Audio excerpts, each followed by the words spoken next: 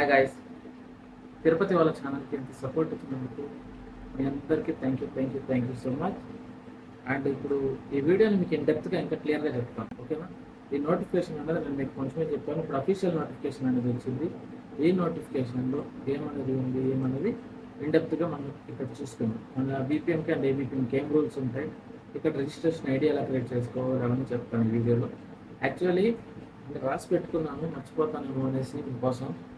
ఈ ఎఫర్ట్ కోసం అన్నా మీరు నా ఛానల్ని సబ్స్క్రైబ్ చేసుకోండి, ఓకేనా. ప్రతిదీ ఇండెప్త్గా పిన్ టు పిన్ మీకు చెప్తాను. First of all about notification అయితే ఇక్కడ సైడ్లో మీకు స్లైడ్ మాదిరి డిస్ప్లే చేస్తాను. ఈ స్లైడ్లో ఉన్న విధంగా మీకు నోటిఫికేషన్ అనేది ఈరోజు రావడం జరిగింది.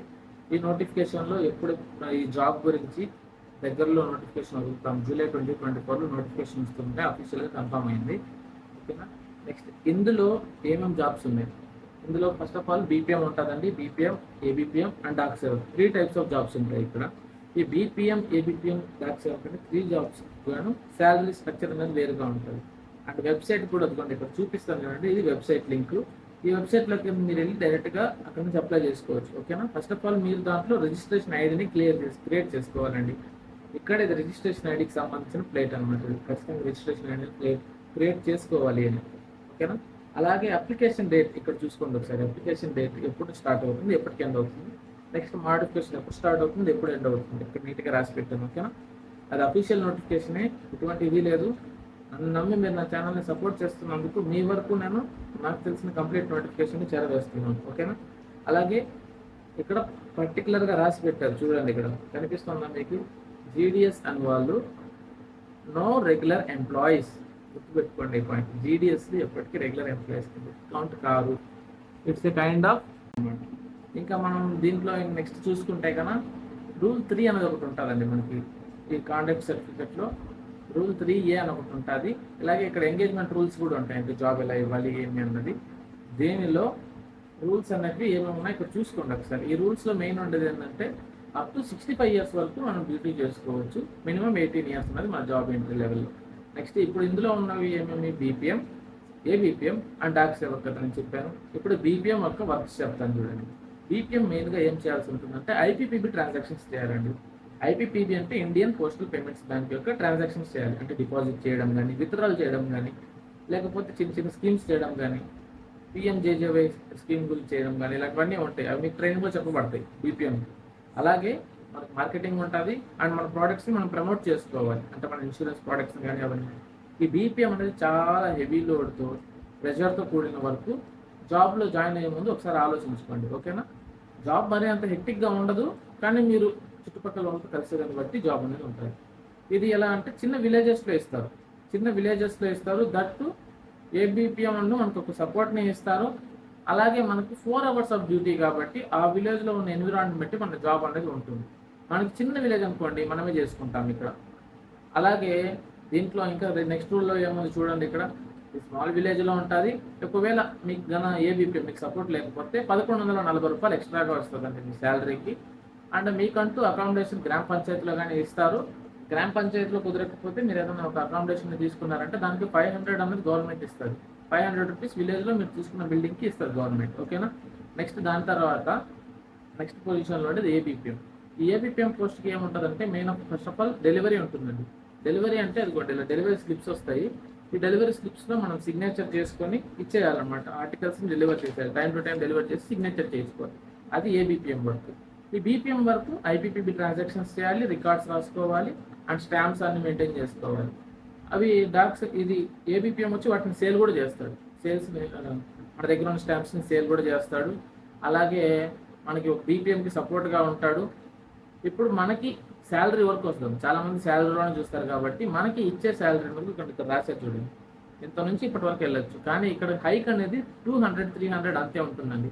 ఇది సివిల్ పోస్ట్లకి outside of the job అనమాట. అంటే మీరు సివిల్ పోస్ట్ కింద కౌంట్ కారు, ఓకేనా. రెగ్యులర్ సివిల్ పోస్ట్ కింద మీరు కౌంట్ కారు. ఇప్పుడు ఇక్కడ మళ్ళీ మీకు ఈ శాలరీ అనేది ఇలా ఉంటుంది. ఇక్కడ మళ్ళీ మీకు ఏజ్ చూడండి ఎలా ఉందో. 18 ఇయర్స్ నుంచి 40 ఇయర్స్ లోపు ఉన్న వాళ్ళు అప్లై చేసుకోవచ్చు. ఇది అన్రిజర్వ్డ్కి అయితే. ఒకవేళ మీరు స్పెషల్ కేటగిరీ ఎస్సీ ఎస్టీ అయితే మీకు 5 years రిలాక్సేషన్ ఉంటుంది. అంటే మీకు 40 years కంప్లీట్ అయిపోయినా కూడా పర్లేదు, మీరు 45 years ఉన్నా కూడా అప్లై చేసుకోవచ్చు ఎస్సీ ఎస్టీకి. ఓబీసీకి 3 years, ఇంకా ఈడబ్ల్యూఎస్ వాళ్ళకి ఎటువంటి రిలాక్సేషన్ లేదు, 40 ఇయర్స్ ఇస్ ద లాస్ట్, అప్పటికే వాళ్ళు చేసుకోగలగాలి. పీడబ్ల్యూడీకి 10 ఇయర్స్, ఇవన్నీ ఇక్కడ ఉన్నాయి చూసుకోండి ఒకసారి. నెక్స్ట్ మనకి 65 ఇయర్స్ వరకు మనం సర్వీస్ అనేది ఇవ్వగలం. ఆ తర్వాత మనకి 2,50,000 వరకు గ్రాట్యుటీ అమౌంట్ వస్తుంది, మన సర్వీస్ని క్లోజ్ చేసేస్తాం.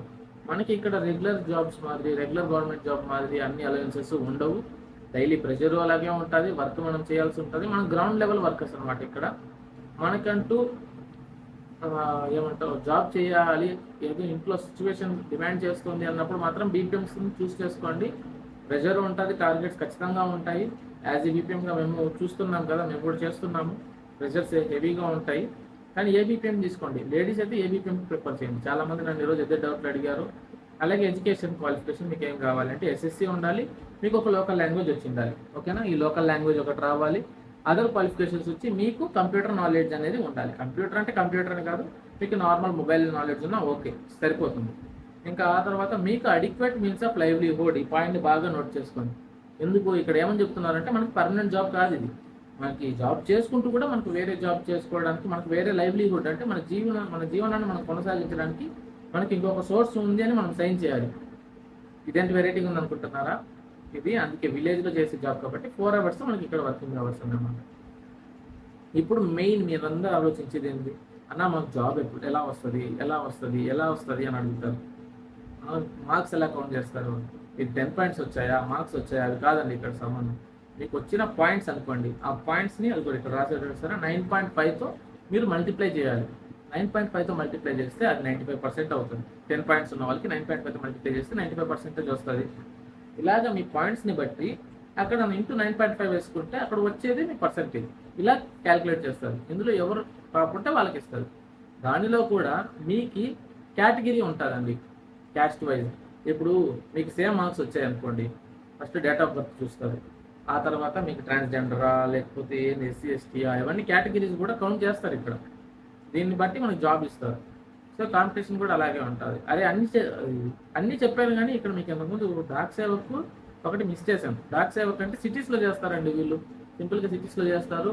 ఇంకా రైల్వేస్లో మనకి ప్యాకింగ్ సర్వీసెస్ ఉంటాయి కదా, అవి కూడా చేస్తారు ఆర్ఎంఎస్ వాళ్ళు. దీనిలో కూడా సేమ్ డాక్ సేవక్ అంటే ఏబీపీఎం శాలరీనే వస్తుంది. ఇక్కడ కూడా 4 అవర్స్ డ్యూటీనే ఉంటుంది వీళ్ళకి కూడా. కానీ ఇక్కడ మాత్రం హెవీ పార్సల్స్ ఉంటాయి. ఇక్కడ ఏబీపీఎం డ్యూటీ తీసుకున్నారు అనుకోండి, లేడీస్ ఉన్నప్పుడు మీకు డైలీ పర్ డే విలేజ్ కాబట్టి ఒక 4 to 5 letters వరకు రావచ్చు. అవి డెలివరీ ఇస్తే సరిపోతుంది. ఓకేనా, ఇంకా నెక్స్ట్ మీకంటూ ఫార్మాలిటీస్ ఏమేమి ఉన్నాయి. ఫస్ట్ వెరిఫికేషన్కి 15 days పడుతుందండి.